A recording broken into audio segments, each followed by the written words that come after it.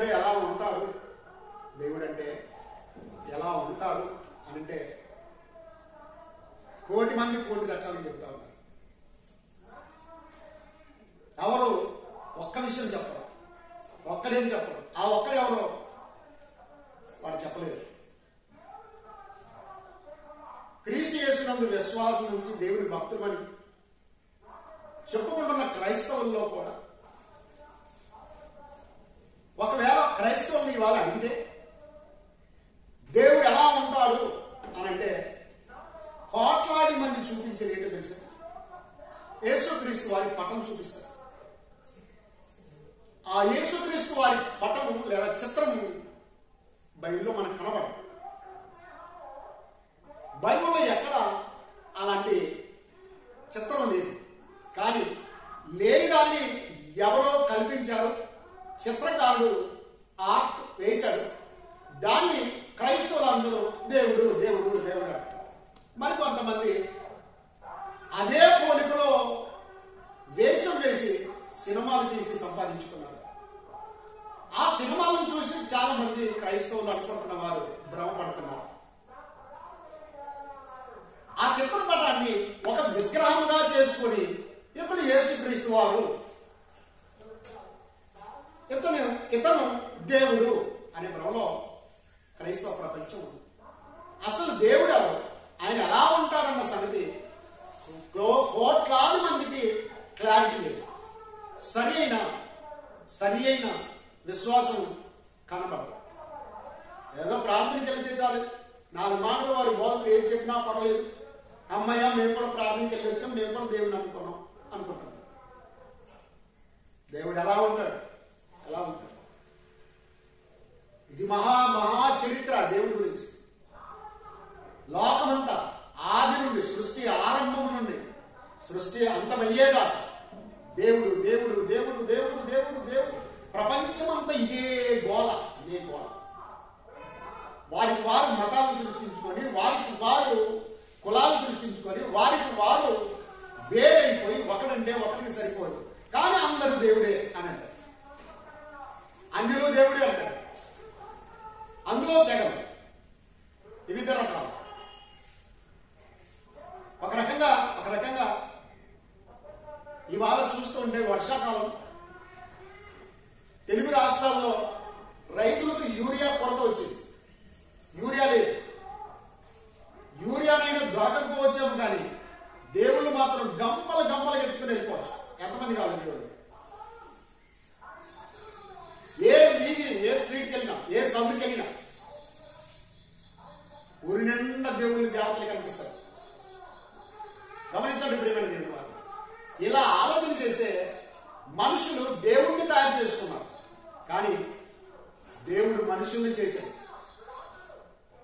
దేవుడు మనుషుల్ని చేసిన ఆయన సజీవుడు కనుక, ఉన్నవాడు కనుక మనుషులను కూడా జీవం కలిగి చెల్లించేటట్లు చేశాడు.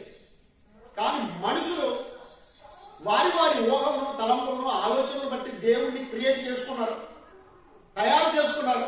కానీ వారిలాగా మాట్లాడడం కానీ, చూడడం కానీ, నడవడం కానీ ఏది చేయదు. కాబట్టి ప్రియమైన దేవుడు వారు చాలా జాగ్రత్తగా ఆలోచించారు.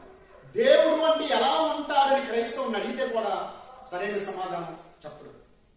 ఎలా ఉంటాడు? దాదాపుగా 12-13 వారాలుగా మనం ధ్యానించుకుంటూ వస్తున్నాం. దేవుడు అంటే ఎలా ఉంటాడు? సృష్టికర్త అయి ఉంటాడు. దేవుడు అంటే ఎలా ఉంటాడు? సర్వాధికారి అయి ఉంటాడు. దేవుడు అంటే ఎలా ఉంటాడు? పరిశుద్ధుడై ఉంటాడు. దేవుడు అంటే ఎలా ఉంటాడు? శాశ్వతంగా ఉన్నవాడై ఉంటాడు. దేవుడు అంటే ఎలా ఉంటాడు? సర్వాంతర్యామి. పరలోకమందును, భూమి మీదను, పాతాళలోకం మీదను, ముల్లోకాల్లో ఆయన వ్యాపించి ఉంటాడు. 6వది సర్వజ్ఞాని అయి ఉంటాడు. 7వది సర్వరక్షకుడై ఉంటాడు. పశువులు కాదు, పక్షులు కాదు, దేవతలను కాదు, మనుషులు కాదు, సమస్తాన్ని రక్షించేవాడై ఉంటాడు. 8వది దేవుడు అంటే ఎలా ఉంటాడంటే సర్వశక్తిమంతుడు. నాకు ఇది చేత కాదు అనడు, సమస్తము చేయగల శక్తిమంతుడే. అలాగే దేవుడు అంటే ఎలా ఉంటాడు అంటే 9వది న్యాయాధిపతి. ఏమై ఉంటాడు? న్యాయాధిపతి అయి ఉంటాడు.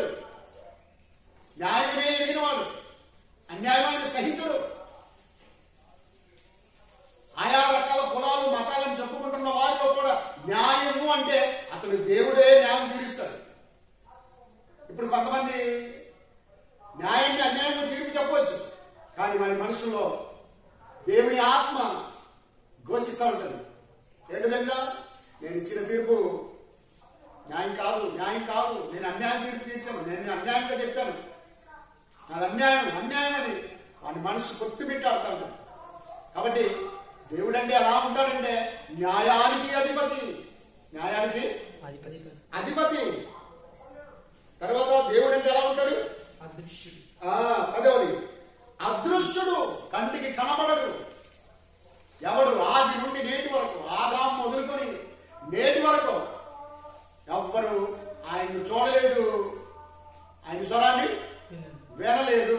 ఎందుకంటే ఆయన అనంత ఆత్మ, ఆత్మ ఆత్మ ఎవరు చూడలేదు. చూచిన నరుడు బ్రతకనేరడు. 11వది దేవుడు అంటే ఎలా ఉంటాడు అంటే అమరత్వం గలవాడై ఉంటాడు. అతడు అమరుడు, అతనికి జననం లేదు, మరణం లేదు. జనన మరణాలు ఉన్న వాళ్ళు ఎవరైనా సరే దేవుడు కారు, దేవతలు అంతకంటే కారు. కాబట్టి దేవుడు అంటే ఎలా ఉంటాడు అంటే అమరుడై ఉంటాడు. 12వది జీవదాత, జీవదాత, జీవదాత. ఏ దాత? జీవదాత. జీవాన్ని ఇస్తాడైనా. ఆయన సృష్టి ఆరంభంలోనే జీవంతోనే అక్కడికి ఆగిపోయాడా అంటే ఆ రోజు చేసిన దేవుడు ఈ రోజు చేయట్లేదంటే అవును, వాటి వాటి జాతి ప్రకారం వాటి గర్భములలో జీవంతో పంపిస్తున్నాడు జీవరాశి. అలాగే మనుషుల్లో కూడా వారి వారి జాతి ప్రకారం మనుషులు జీవంతో ఈ లోకానికి పంపిస్తా ఉన్నారు. కాబట్టి ఆయన జీవదాత, జీవదాత. ఈరోజు మరో అద్భుతమైన విషయాన్ని మనం ధ్యానించబోతున్నాం. దేవుడు అంటే ఎలా ఉంటాడు, దేవుడు అంటే ఎలా ఉంటాడు. ఇది 13వ భాగం అనుకుంటాం. రైట్.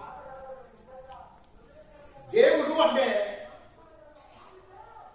ఏదో కాషాయి వస్త్రాలు వేసుకుంటే దేవుడు కాదు, తెల్లని వస్త్రాలు వేసుకుంటే దేవుడు కాదు, నల్లని వస్త్రాలు వేసుకుంటే దేవుడు కాదు, ఎన్నెన్నో నామాలు పెడితే దేవుడు కాదు. గమనించరే, కమండలం పట్టుకుంటే దేవుడు కాదు, మీసాలు గడ్డాలు జులపాలు పెంచితే, తల వెంట్రుకలు గడ్డం పెంచితే దేవుడు కాదు. ఒకవేళ అన్నీ తీసేసి ఏక సన్యాసిగా ఉంటే అలా కూడా దేవుడు కాదు. ఇవన్నీ క్వాలిఫికేషన్స్ ఉండాలి. సృష్టికర్త అయి ఉండాలి, సర్వాధికారి అయి ఉండాలి, పరిశుద్ధుడై ఉండాలి, సర్వాంతరామై ఉండాలి, సర్వజ్ఞాని అయి ఉండాలి, సర్వరక్షకుడై ఉండాలి. గమనించారు, ఇవన్నీ ఉండాలండి. ఇవన్నీ లేకుండా నేను దేవుడు అంటే కుదరదు. అలాగే ఎందులో చెప్పుకొని కాలగర్భంలో కలిస్తే కొన్ని వేల మంది దేవుని అవతారం ఎత్తారు. మరికొంతమంది కలియుగ దైవము అనుకుంటా, ప్రత్యక్ష దైవము అనుకుంటూ వారే దేవుడుగా చలామణి అవుతూ, బాబాలుగా చలామణి అవుతూ ఏదో కొన్ని మ్యాజిక్లు చేశారు. ఏం చేశారు? మ్యాజిక్లు చేశారు. మాయాల మంత్రాలన్నీ మ్యాజిక్. కాబట్టి ప్రేమని దేవుడు వాళ్ళు దేవుడు అంటే ఎలా ఉంటాడు అంటే 13వ భాగాన్ని ధ్యానించబోతున్నాం. అసమానుడు.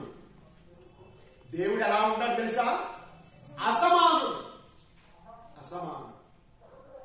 ఇప్పుడు మీరు బాగా గమనించండి.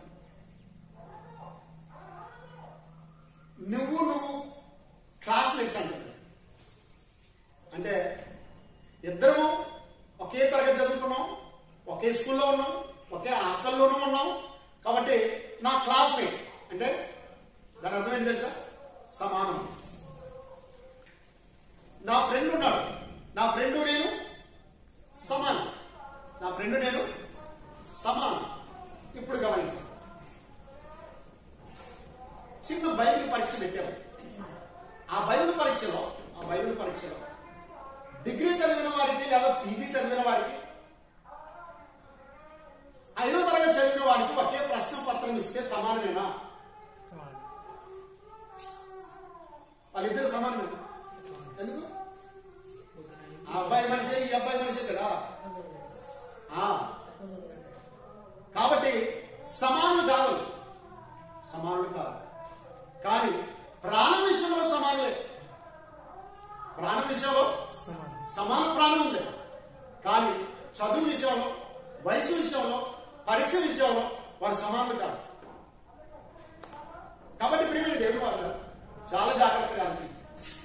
దేవుడు అసమానుడు, అసమానుడు, ఎవ్వరికి పోలిక పోల్చడానికి సరికాదు. ప్రధానమంత్రి ఉన్నారు, ఆయనకు సమానమైన మనుషులు ఉన్నారా లేదా? ఉన్నారు.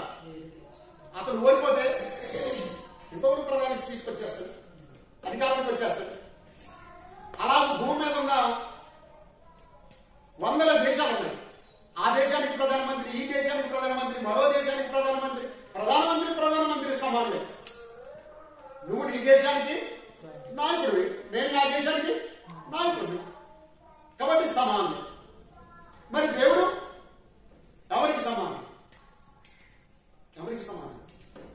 అందుకొరకే ఎవ్వరు సాధిగారు ఆయన.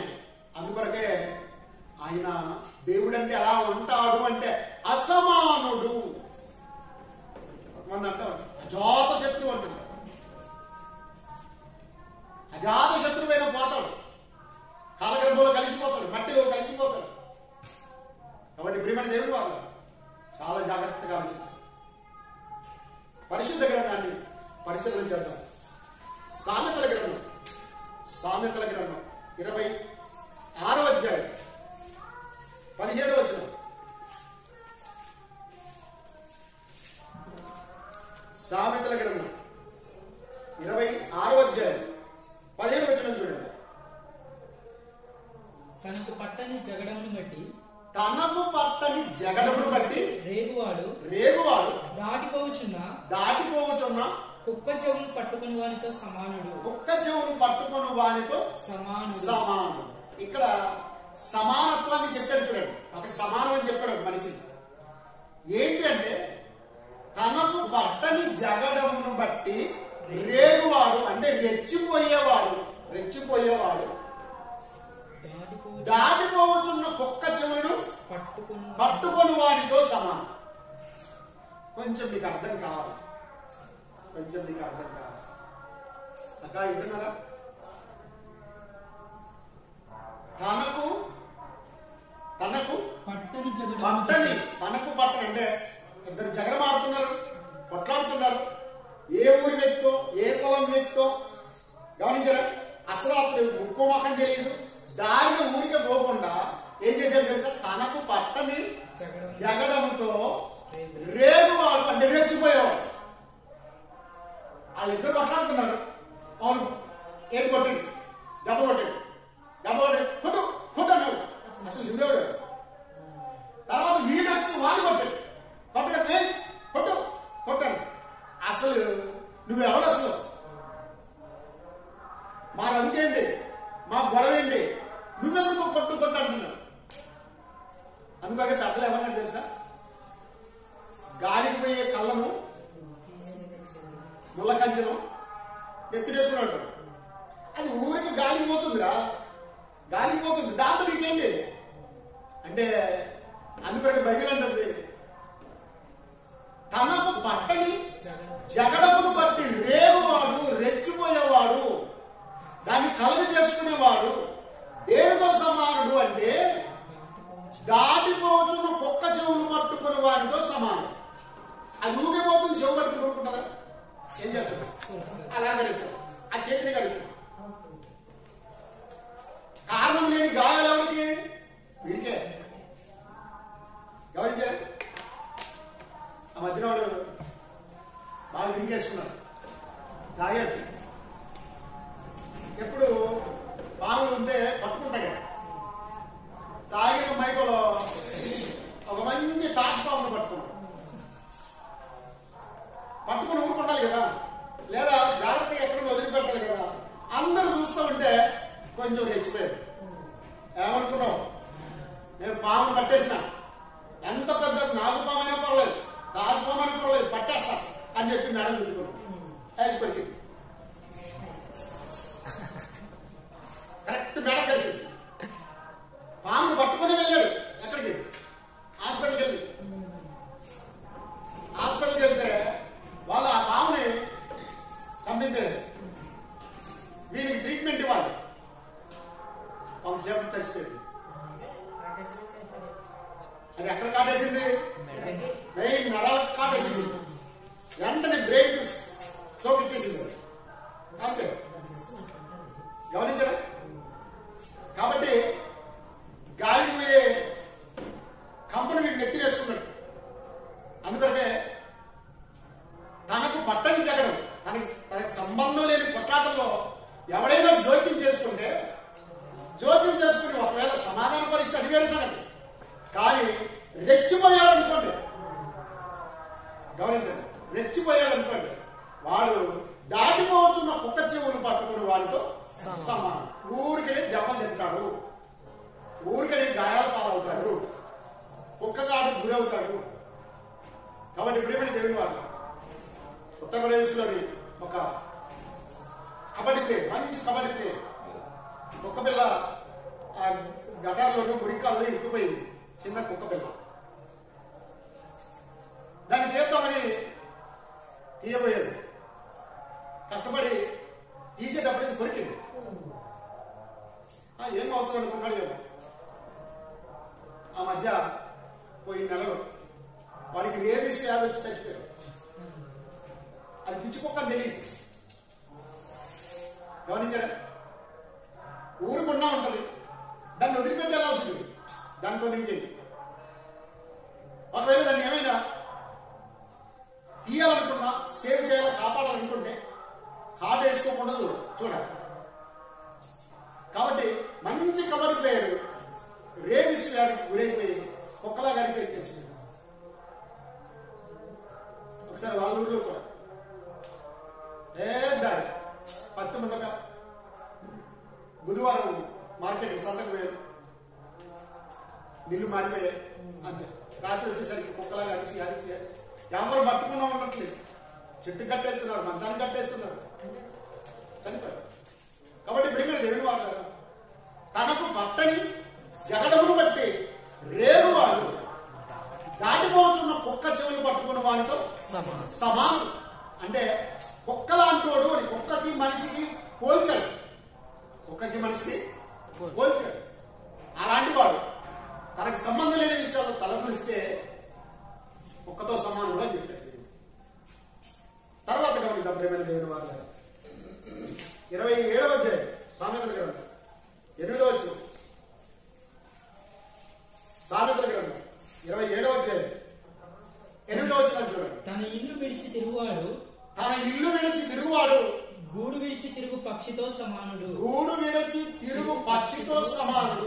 ఇప్పుడు మనం అందరం ఇల్లు విడిచొచ్చామా లేదా?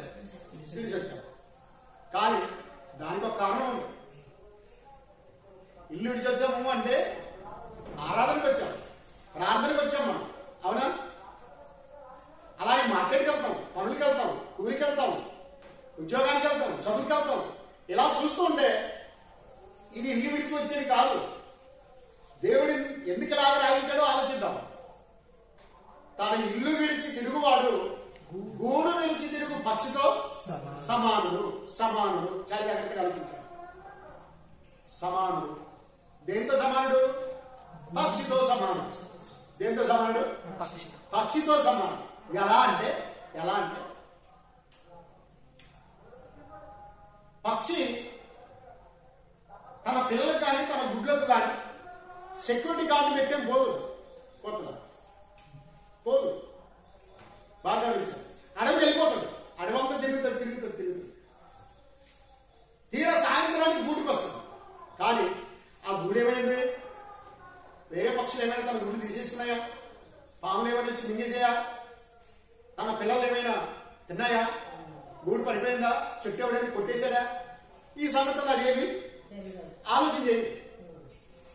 తన ఇల్లు విడిచి తిరుగువాడు గూడు విడిచి తిరుగు పక్షితో సమానం. అని ఎలాగంటే ఇంట్లో భార్యలు కానీ, పిల్లలు కానీ, అన్నదమ్ములు కానీ, అక్కచెల్లెలు కానీ, తల్లిదండ్రులు కానీ పట్టించుకోకుండా ఉంటాడు. చూడు, గాలి తిరిగే వాళ్ళు ఉంటారు. అలాంటి వారిని అంటున్నాడు.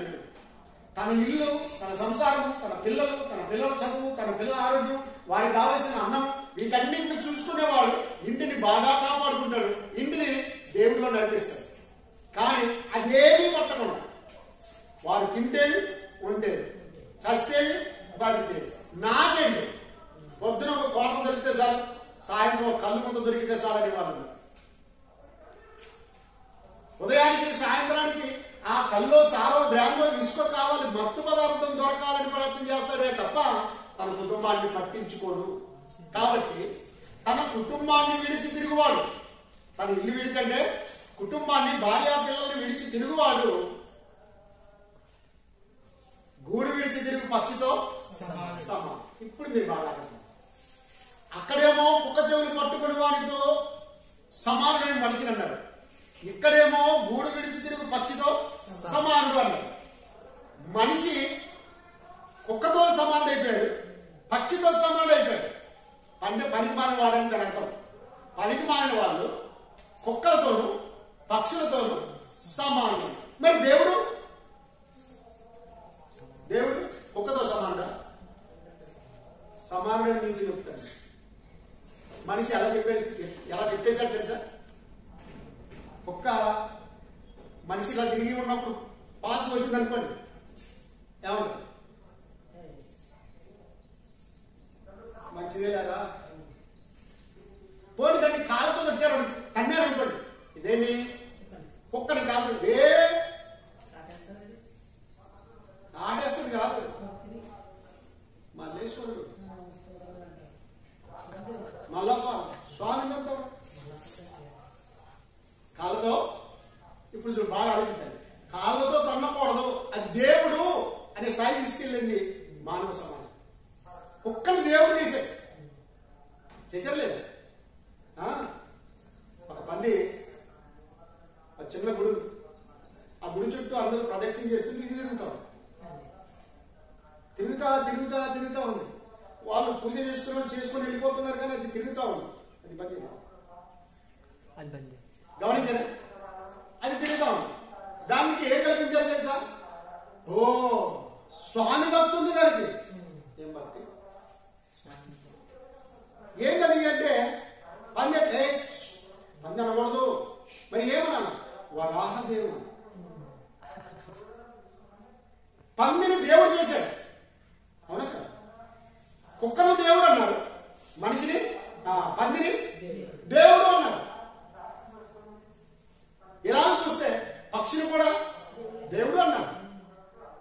ఇలా చూసినప్పుడు మనుషులేమో కుక్కను, పక్షిని, పందిని, ఇలా జీవరాశిని దేవుడు దేవుడు దేవత దేవుడు దేవత దేవత అనుకుంటూ వచ్చారు.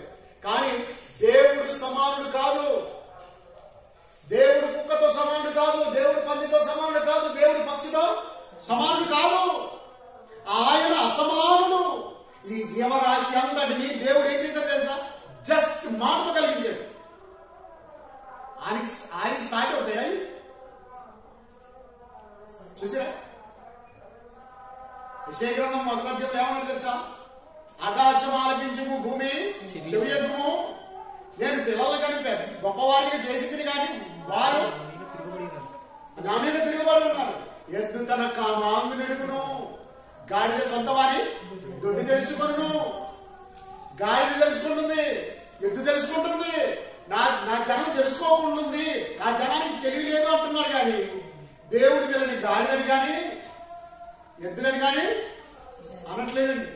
నా పిల్లలు నా స్వరూపం చేశాను నేను అని ఆయన మనల్ని ఎంతో గొప్పగా ఎంచుతా ఉంటే, మనమేమో దేవుడు అంటే ఇంకో కుక్క, దేవుడు అంటే పంది, దేవుడు అంటే పక్షి, దేవుడు అంటే చెట్టు, దేవుడు అంటే రాయి, దేవుడు అంటే రూపాయి బిళ్ళ. ఏంటండి దేవుడిని ఎంత దిగదార్చారు చూడండి. మనిషి ఎలా అర్థం చేసుకున్నారు చూడండి. కాబట్టి ప్రియమైన దేవుడి వాళ్ళ, దేవుడు జంతువులను సృష్టించాడు మాట ద్వారా, పశువులను సృష్టించాడు, మృగాలను సృష్టించాడు, భూమిని, ఆకాశం, సూర్యచంద్ర నక్షత్రాలను, సకల జీవరాశి సృష్టి యావత్తు కేవలం ఆయన మాట వల్ల కలిగింది.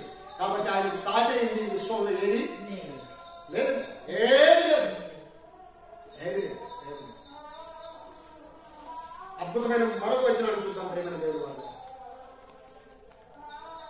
ఇదే సామెతల గ్రంథం 28వ అధ్యాయం 3వ వచనం. సామెతల గ్రంథం 28వ అధ్యాయం 3వ వచనం. బీదలను బాధించు దరిద్రుడు బీదలను బాధించు దరిద్రుడు ఆహార వస్తువులను ఉండనీయక ఆహార వస్తువులు ఉండనీయక కొట్టుకొని పోవు వానతో సమానుడు. కొట్టుకొని పోవు వానతో వానతో సమానుడు. సమానం. మరోసారి వచ్చింది బీదలను బాధించు దరిద్రుడు మంచిది. బీదల్ని ఎవడైతే బాధిస్తాడో వాడు ఉన్నాడు కాబట్టి మళ్ళా దరిద్రుడు. వాళ్ళ దగ్గర ఏం లేదు. బీదలను బాధించి వాళ్ళకేం సాయం చేసేది ఏమి ఉండదు. దరిద్రం ఉందని. అలాంటి దరిద్రుడు ఎలాంటి వారితో సమానం అంటే ఆహార వస్తువులను ఉండనీయక కొట్టుకొని పోవు వానతో సమానుడు అన్నాడు. దేనితో సమానం? వానతో. వాన. ఈ వాన వచ్చి ఇప్పుడు ఏం చేసింది తెలుసా? కళ్ళం చేసుకున్న దాన్ని ఏం చేశాడు? వాన కొట్టలేదు. ఇప్పుడు వానను మనిషి ఏమంటున్నాడు తెలుసా? ఇప్పుడు వర్షం ఎక్కువైంది కదా, ఏమంటున్నారు అన్ని? వానదేవుడు ఈ రోజు కూడా వచ్చాడా? 10 రోజులు రోజు వస్తూనే ఉంది మా పైరంతా. వాన దేవుడు అంటున్నాడు, గాలి దేవుడు అంటున్నాడు. 30 ఏళ్ళు 40 ఏళ్ళు ప్రార్థనకు వచ్చిన వాళ్ళు, ప్రార్థన చేసిన వాళ్ళు, పాటలు పాడిన వాళ్ళు, ప్రసంగాలు దండిగా విన్న వాళ్ళందరూ కూడా ఏమంటారు ఈరోజు? వానదేవుడు, గాలి దేవుడు, భూదేవత అంటున్నారు లేదా? మరి కొంతమంది ఉదయాన్నే లేవాలి ఏం చేస్తారు? సూర్య నమస్కారం అంటే దాని అర్థం ఏంటి? సూర్యదేవుడు, సూర్య భగవానుడు అంటారు. ఎవరినో విమర్శించడం మన పని కాదు.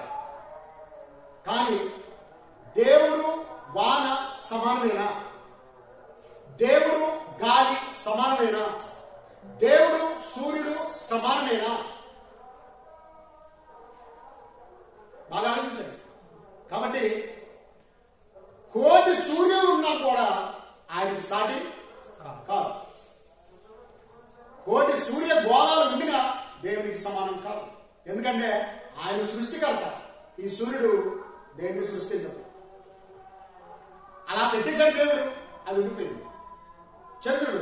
చంద్రుడిని దేవుడు అలా కలిగించాడు, అది పనిచేస్తాడు. భూమిని ఆయన కలిగించాడు, అది పనిచేస్తుంది. కానీ ఇలాంటి కోటి భూగోళాలను తీసుకుని వచ్చి దేవుడా ఇది నీకు సమానము అంటే కుదరదు. ఆయన మాట ద్వారా దీన్ని నాశనం చేయగలరు. ఇది దేవుని నాశనం చేయగలరా? చేయలేదు. కాబట్టి ప్రేమని దేవుని వాళ్ళు గాలితో సమానుడు కాదు, వానతో సమానుడు కాదు. కనుక వీటిని దేవుడు అనడానికి వీల్లేదు. దేవుడు అనడానికి వీల్లేదు. సృష్టిలో కనిపించేది ఏది కూడా దేవుడు కాదు. ఏది దేవుడు కాదు. ఇంతకు ముందు కనిపించి వెళ్ళిపోయింది కానివ్వండి, ఇప్పుడు కనిపిస్తున్నది కానివ్వండి, రేపు పొద్దున కనిపించేది ఏదైనా ఏదైనా ఏదైనా ఏదైనా ఏమైపోద్ది? నాశనం అయిపోయేది. కనుక ఇవన్నీ కూడా దేవుడు కాదు. కనిపించని మహాశక్తే ఆత్మే దేవుడు. యేసువాని చక్కగా చెప్పేశాడు యోహాను సువార్త 4:24 ఏమన్నాడు? దేవుడు ఆత్మ అని ఖండితంగా చెప్పేశాడు. ఆయన నా తండ్రి, ఆయన పంపితే నేను వచ్చాను, మరలా నేను ఆయన వద్దకు వెళ్ళాలి, ఆయన పంపితే రెండవసారి వస్తాను, మరలా మిమ్మల్ని అందరినీ నా యందు నా తండ్రి యందు ఎవడైతే విశ్వాసం కలిగి బ్రతికాడో వాడిని తీసుకెళ్తాను నేను. దేవునికి స్తోత్రం, దేవునికి స్తోత్రం. కాబట్టి ప్రియమైన దేవుని వారు చాలా జాగ్రత్తగా ఆలోచించాలి, చాలా జాగ్రత్తగా ఆలోచించాలి. వానతోనో, పక్షితోనో, కుక్కతోనో, పందితోనో దేవుని సమానంగా పోలుస్తున్నాడు మనిషి. కానీ దేవుడు అసమానుడు. ఏంటంట? అసమానుడు. అసమానుడు. మరొక మాట చూద్దాం ప్రేమ దేవుని వారు. క్రికెట్ ఆడేటప్పుడు లేదా సెలక్షన్ కమిటీ అంటారు. సెలక్షన్ కమిటీ ఏం చేస్తారు తెలుసా? అస్సలైన ఆటగాళ్ళని ఏరి కోరి సెలెక్ట్ చేస్తారు. అవునా? అందరికి ఎంతమంది ఉంటారు టీంలో? 11 మంది. 11 మంది బ్యాట్స్మెన్లే ఉంటారా? ఒక 4-5 బ్యాట్స్మెన్ ఉంటారు, మిగతా వాళ్ళు బౌలర్స్. గమనించారు? ఇతర దేశాల వాళ్ళు కూడా ఏం చేస్తారంటే అస్సలైన టీంలు వాళ్ళు సెలెక్ట్ చేస్తారు. India, Pakistan, Australia, south Africa, New Zealand ఇలాంటి దేశాలను ఆ దేశాల టీములను తయారు చేస్తున్నప్పుడు ఇదిగో వాళ్ళతో తలపడుతున్నాం కాబట్టి ఈ టీం ఉంటే బాగుంటుంది, ఈ టీం ఉంటే బాగుంటుంది. గమనించారా ప్రేమ? అంటే సమాన ఉచ్చి అంటారు. గమనించారా? పాకిస్తాన్ ఇండియా టీములు సమాన ఉచ్చి గల వాళ్ళు ఉంటారు. తగ్గ బలపడుతున్నాం ఆట అలా ఉంటుంది. కబడ్డీ ఆడేవాళ్ళు ఉంటారు, అస్సలైన వాళ్ళనే సెలెక్ట్ చేసుకుంటారు. ఇలా ఉంటుందండి. కాబట్టి కబడ్డీ అయినా క్రికెట్ అయినా ఆట పాట ఏదైనా సరే యాక్షన్ అయినా నటనైనా సరే కరెక్ట్ తగిన వాళ్ళను సామర్థ్యంగా వారిని ఎన్నుకుంటారు, వారిని సమాన ఉజ్జి అనుకుంటారు. అలాగే ప్రేమ దేవుని వాళ్ళు దేవునికి సమానమైనది ఏదైనా ఉందా భూమి మీద అంటే ఏది లేదు. చూడండి 2వ సమూయేలు గ్రంథం 18వ అధ్యాయం 3వ వచనం.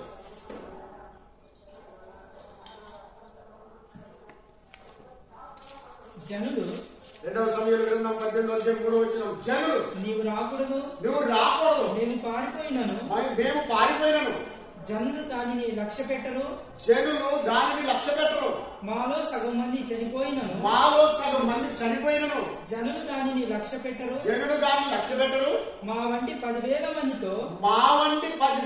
మందితో నీవు సాటి కాబట్టి నీవు పట్టణమందు నిలిచి మాకు సహాయం చేయవలనని. మంచిగా ఇజ్రాయేలీలు యుద్ధానికి వెళ్తున్నారు. యుద్ధానికి వెళ్లే సమయంలో దావీదు రాజుతో చెబుతున్నారు, ఏమంటారు తెలుసా? నీవు యుద్ధంకి రావద్దు. ఏమండి అమ్మా వింటున్నారా? ఈ సైన్యం అంటుంది, ఇజ్రాయేలీలు అంటున్నారు, దావీదు గారు నీవు యుద్ధంకి రావద్దు. ఎందుకు తెలుసా? ఒకవేళ మేము యుద్ధమందు పారిపోయినను జనులు మమ్మల్ని పెద్దగా లెక్కలేదు, పారిపోయారట అంటారు. ఒకవేళ ఈ సైన్యంలో సగం మంది చచ్చిపోయినా కూడా జనులు పెద్ద లెక్కలేదు. కానీ నువ్వే యుద్ధం నుండి పారిపోయావు అనుకో, ఎవరో తెలుసా? దావీదు పారిపోయాడు, మహాబలాఢ్యుడు పారిపోయాడు. చరిత్ర అంతా ఇది చెప్పుకోవడం.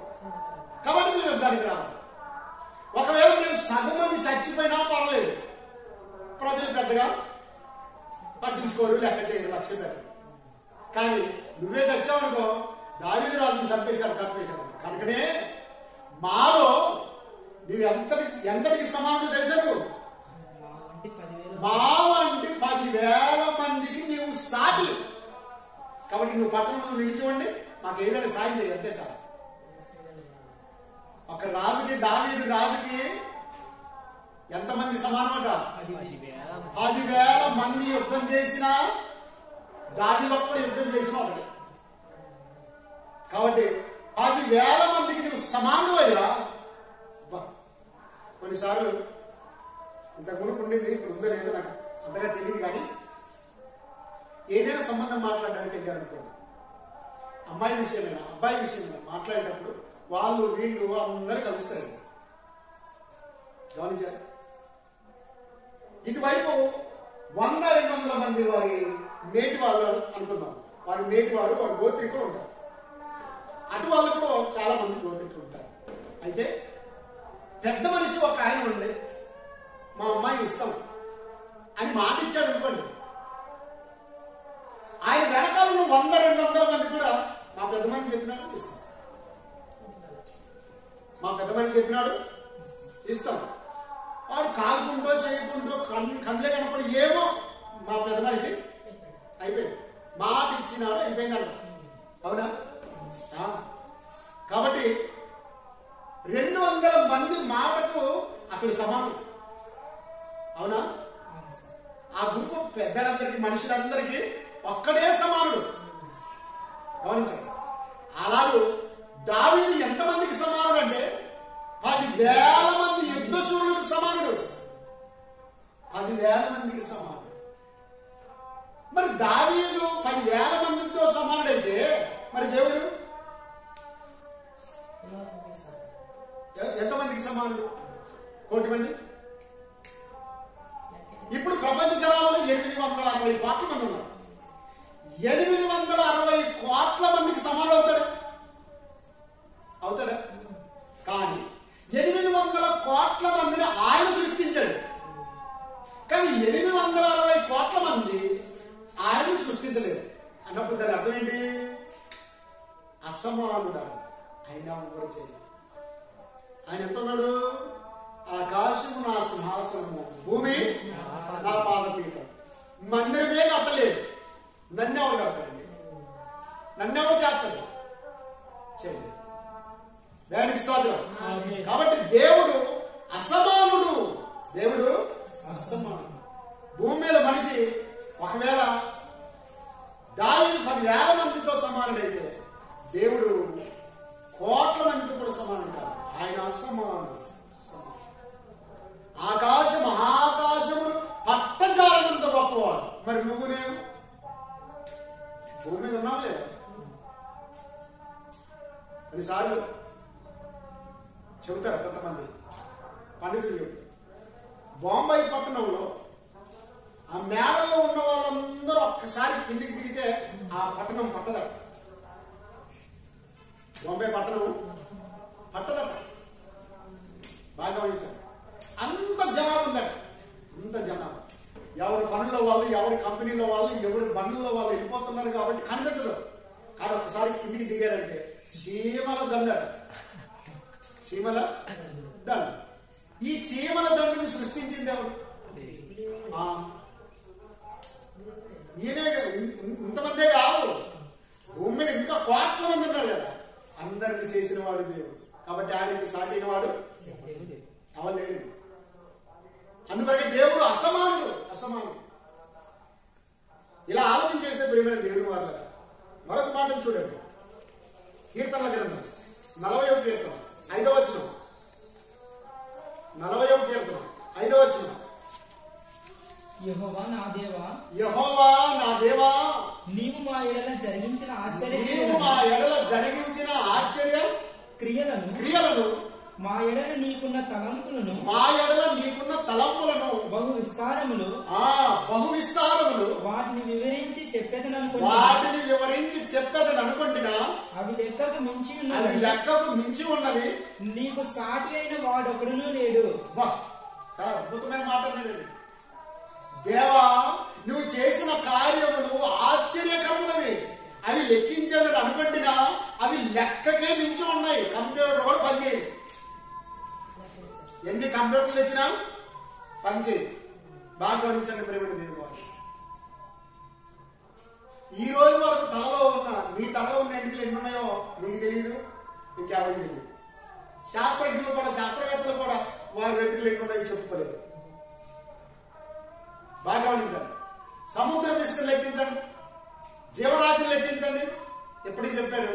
జీవము 84 లక్షలు, చావు పుట్టు కలిక్కడ, ఎవరు చేసిన పాప కర్మములు అనుభవించేదక్కడ. జీవము 84 లక్షలు, చావు పుట్టు కలిక్కడ. గమనించారా? 84 లక్షల రకాల జీవరాశులు ఉన్నాయట, ఇంకా ఉన్నాయట, లెక్కించలేకపోతున్నాయి. దేవునికి స్తోత్రం. కాబట్టి నువ్వు చేసిన కార్యములను చూడగా లెక్కకు మించి ఉన్నవి. లెక్కకు మించి ఉన్నవి. యెహోవా, నీ వంటి వాడు ఎవడు? నీకు సాటైన వాడు ఎవడు? అసలు ఎవడు చెప్పు? దేవునికి సాటి అయిన వాడు, సమానమైన వాడు ఎలా ఉండాలి తెలుసా? ఎలా ఉండాలి తెలుసా? ఇట్లాంటి భూలోకాన్ని వాడు సృష్టించుండాలి. ఇట్లాంటి సూర్యచంద్ర నక్షత్రాలు వాడు సృష్టించుండాలి. మరో లోకాన్ని వాడు సృష్టించి ఉంటే వాడు దేవుడితో సమానం అని చెప్పచ్చు. వాడు దేవుడితో. ఎందుకంటే భూమి, ఆకాశం, సూర్య, చంద్ర, నక్షత్రం వాడు చేశాడు కాబట్టి మరో లోకం ఉందని చెప్పచ్చు. ఎవడు చేశాడా? కాబట్టి ఆయనకి సాటైన సమానమైన వాడు ఎవడు? సాటైన వాడు ఎవరు చెప్పు? ఎవడున్నాడు? సాటైన వాడు ఎలా ఉండాలి అంటే సముద్రాన్ని 2 పాయలు చేయాలి. నువ్వు గడపాలను తీసుకొని, పొక్కలేని తీసుకొని, జేసీబీ తీసుకొని పోయి చేస్తే అయ్యేది కాదు. అవుతుందా? గాలి సముద్రాన్ని నిలబెట్టాలి, తుఫానులు ఆపేసేయాలి. ఆడ దేవుడు. అవుతుందా? బాగా ఆలోచించాలి. బండ నుంచి మధురమైన జలాన్ని రప్పించాలి. జీవపడి తాగి సంతోషించాలి. అవుతుందా? ఏ మాయ మంత్రం లేదు. ఆకాశం నుండి మన్నాను కురిపించాలి. అవుతుందా? కాదు. ఇలా చూస్తుంటే ఆయన చేసిన కార్యములు బహు విస్తారములు. అవి లెక్కించాలని అనుకుంటున్నా అవి లెక్కకు మించున్నాయి. దేవా యెహోవా నీకు సాటి అయిన వాడు ఎవడు అసలు? ఎవరు లేడు. మరొక మాట చూడండి, అదే కీర్తనలో ఎంత అద్భుతమైన మాటలు చెబుతాడు. 71వ కీర్తన 19వ వచనం, 71వ కీర్తన 19వ వచనం. దేవా నీ నీతి మహాకాశమంత ఉన్నతమైనది. నీ నీతి మహా ఆకాశమంత ఉన్నతమైనది. గొప్ప కార్యములు చేసిన దేవా, గొప్ప కార్యములు చేసిన దేవా, నీతో సాటి అయిన వాడెవడు? అబ్బా, ప్రశ్న మళ్ళీ. నీతో సమానమైన వాడు ఎవడు? నీకు సాటి అయిన వాడు ఎవడు? బాగా గమనించండి ప్రేమైన దేవుని వారు. ఇంతవరకు చదువుకునే రోజుల్లో చెప్పేవారు కుస్తీ పోటీ. ఏ పోటీ? కుస్తీ పోటీ, బరువెత్తే పోటీ. అవునా? బాగా గమనించండి. జాతరల్లో, తిరునాళ్ళల్లో ఎద్దులతో పోటీ పెడతారు. బండలాగి ఒకటి బలమైన కోడని, ఇంకోటి రోజు గడిమిందే ఎద్దుని కడితే సరిపోతుందా? అది ఎద్దు, ఇది ఎద్దు. ఏమంటారు తెలుసా? బుద్ధి ఉందా లేదా? కోడని అన్నప్పుడు ఇట్లాంటి కోడనే ఉండాలా, బలమైన ఉండాలా. నేను రోజు పని చేసేదాన్ని బక్క చిక్కిందని తెచ్చాం, సంపేడని తెచ్చాం అనమాట. అంటారా? అవునండి. కాబట్టి బండలాగే కోడలు అంటే సపరేట్ ఉంటాయి. వాటిని పెంచి పోషిస్తారు, వాటికి ట్రైనింగ్ ఇస్తారు. అలాంటివే వాడబడాలి. అలా ప్రియమైన దేవుని వాళ్ళ లేఖన భాగం ఇప్పుడు చదవండి. ఏమనుంది? దేవా నీ నీతి మహా ఆకాశమంత ఉన్నతమైనది. గొప్ప కార్యములు చేసిన దేవా, నీతో సాటి అయిన వాడు ఎవరు? ఆ కోడ ఈ కోడ సముద్రంగా ఉండి లాగితే అప్పుడు ఓకే. అలాగే దేవుని అంతటి పర్సన్ ఇంకో వ్యక్తి అలా ఉండాలి.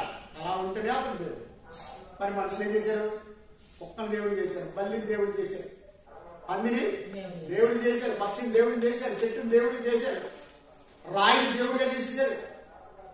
బాగా గమనించండి ప్రియమైన దేవుని వారు. ఇలా చూసుకుంటే దేవుడు మనుషులకు అర్థం కాదు. దేవుడు అంటే ఎలా ఉంటాడు అంటే అసమానుడు. ఎవరు ఆయనకి సాటైన వారు లేరు. అదే కీర్తన చూడండి మళ్ళొక మాట. 89వ కీర్తన 6వ వచనం. 89వ కీర్తన 6వ వచనం. మింటను యెహోవాకు సాటి అయిన వాడెవడు? అది మింటను అంటే యెహోవా ఇంటను. యెహోవా సృష్టించిన దానిలో ఆయనకు సాటి అయిన వాడు ఎవడు? దైవపుత్రులలో దైవపుత్రుడు అంటే దేవుడి నుంచి పుట్టుకొచ్చిన దేవుని పిల్లలలో ఆయనకు సాటిన వాడు ఎవడున్నాడు? ఎవరు లేడు. అబ్రహాం సాటిన వాడా? మోసేసు సాటిన వాడా? నోవాకు సాటిన వాడా? మొట్టమొదటి పుట్టిన మనిషి ఆదాము సాటిన వాడా? వీళ్ళందరినీ ఆయన చేశాడు కదా. ఆయనకి సాటిన ఎవరున్నారు? సొలొమోను గారి జ్ఞాని దేవుడి జ్ఞానితో సమానుడా? దావీదు యుద్ధశూరుడు దేవుడి యుద్ధాలతో ఆయన సమానుడా? కాదు. అలెగ్జాండర్ ప్రపంచాన్ని ఒంటి చేత గెలిచిన వీరుడు, ఆయన దేవుడితో సమానుడా? మట్టితో కలిసిపోయాడు, చిన్న దోమ ముడిచి చచ్చిపోయాడు.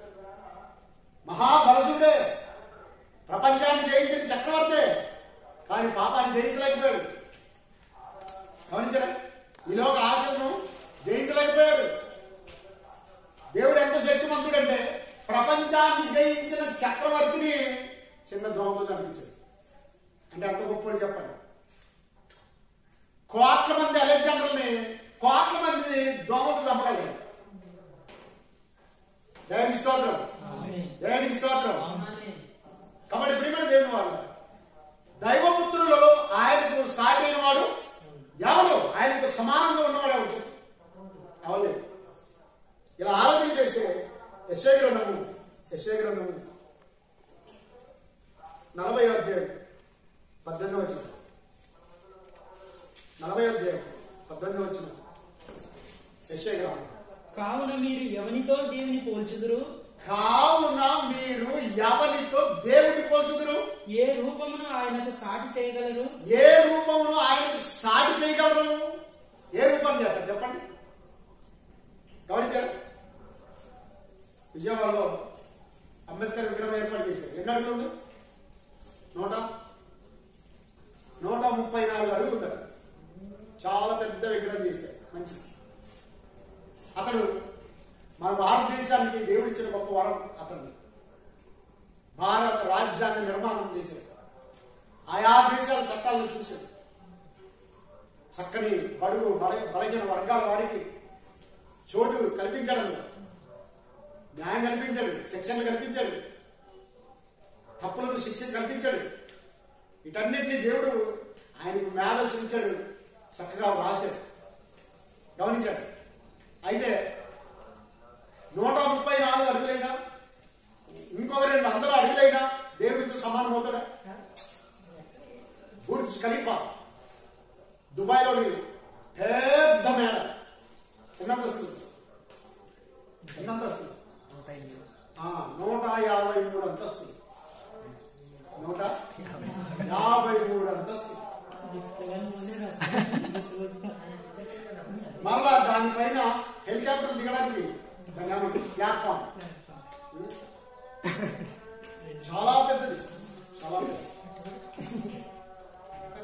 చూసే అక్కడికి వెళ్ళి చూస్తే మనుషులు చిన్నగా కనబడతారు.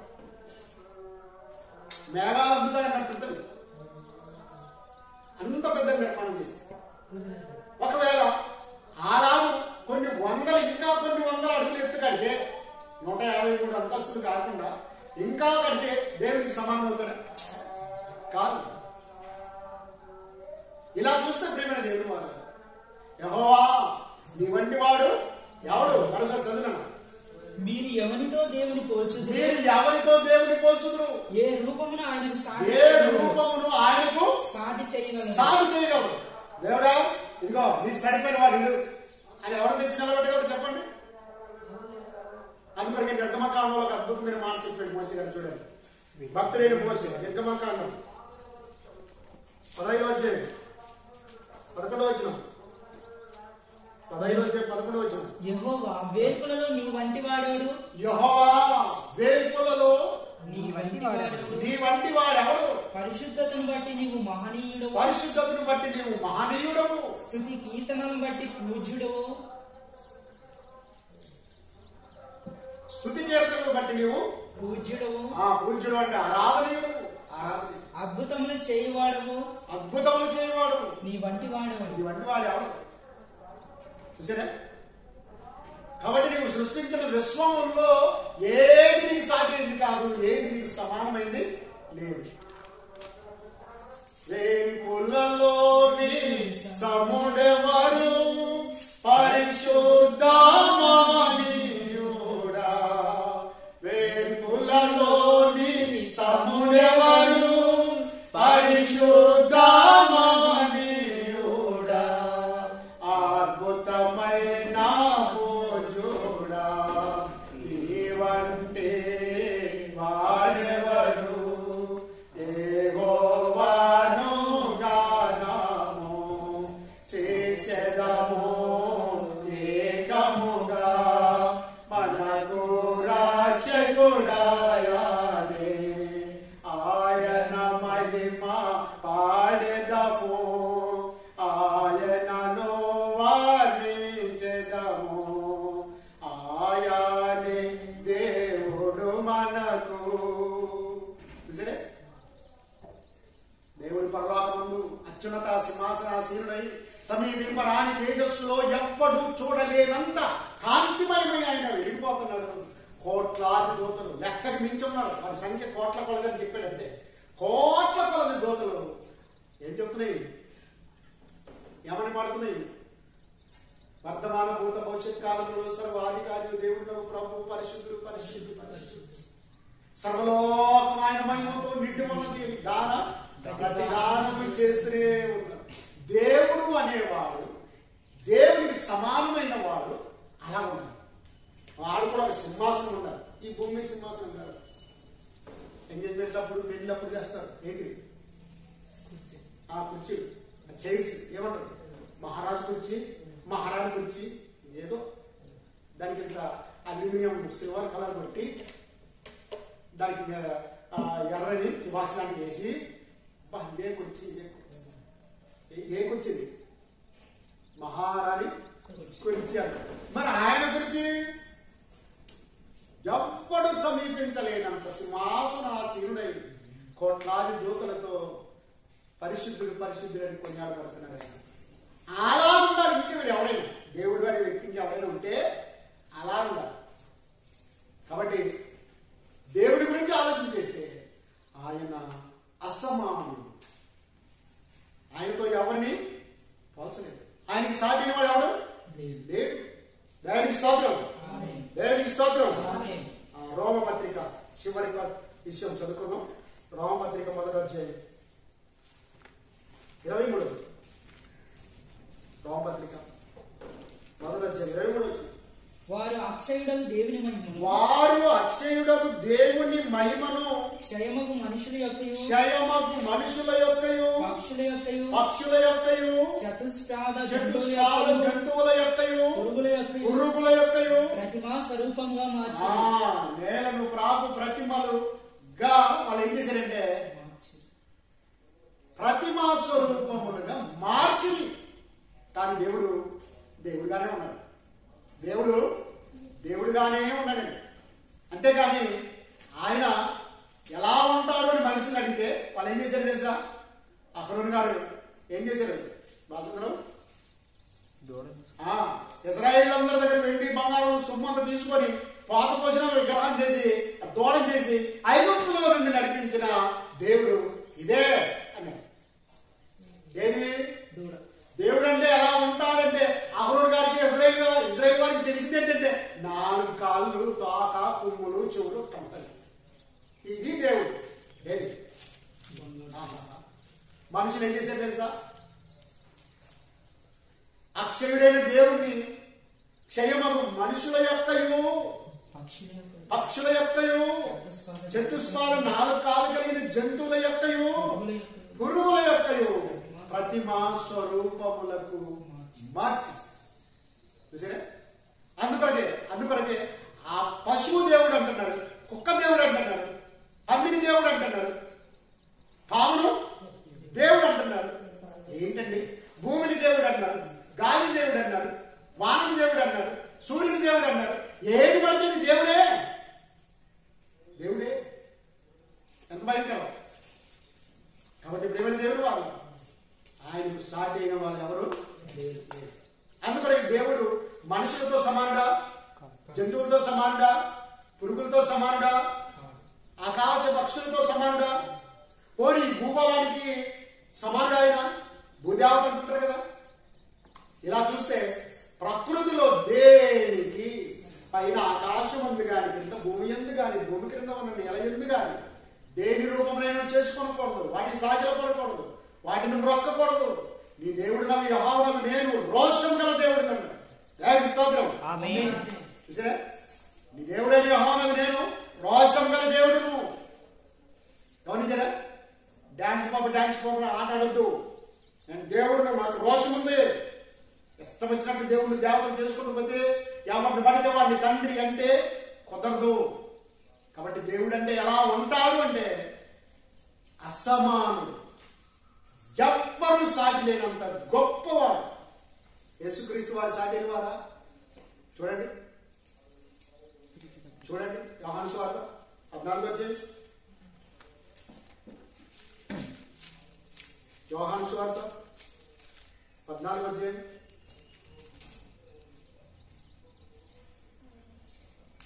22వ వచనం.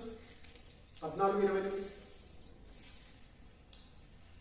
నేను వెళ్ళి మీ వద్దకు వచ్చేదనని నేను వెళ్ళి మీ వద్దకు వచ్చేదనని మీతో చెప్పిన మాట మీరు వింటిరి కదా. మీతో చెప్పిన మాట మీరు వింటిరి కదా. తండ్రి నాకంటే గొప్పవాడు కనుక. అబ్బా ఏమన్నాడు? తండ్రి నాకంటే గొప్పవాడు. అది సంగతి. తండ్రి నాకంటే గొప్పవాడు.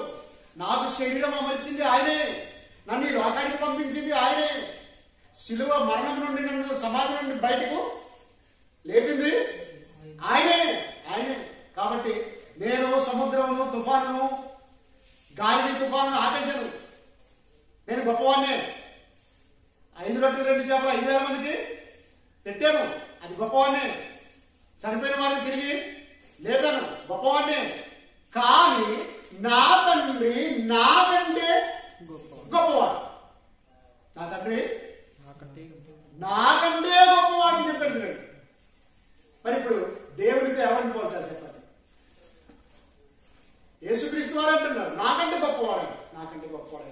రెండవ రాకడ విషయంలో కూడా నాకేం తెలియదు. నా తండ్రి పో అంటే పోతాను, వెళ్ళమంటే వెళ్తాను. ఆయన ఎప్పుడు వెళ్ళమంటాడు కూడా తెలియదు. పరలోకమందరి దూతలకైనా భూమి మీద ఉన్న ఏ మనుషుడికైనా తన కుమారుడికైనా రాకడా తెలియదు. మరి ఎవరు తెలుసు? అపొస్తలుల గారి మొదటి అధ్యాయంలో కాలము సమయము తండ్రి తన స్వాధీనం అందించుకొని ఉన్నాడు. కాబట్టి ప్రేమైన దేవుడు వారు లోకంలో ఎవ్వరు దేవునికి సమానులు లేరు. సమానులు లేరు.